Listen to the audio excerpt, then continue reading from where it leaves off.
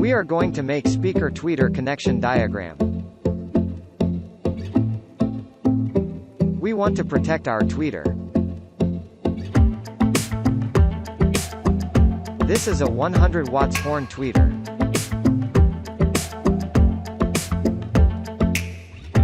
This is a 100 watts and 8 ohms tweeter.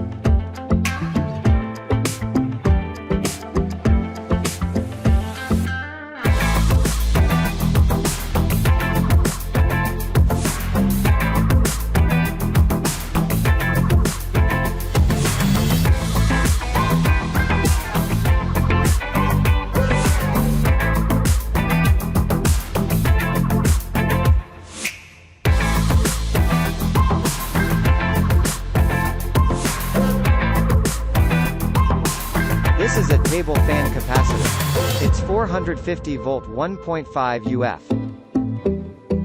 We are going to use this capacitor to protect the tweeter. Let's see how to connect this capacitor with tweeter.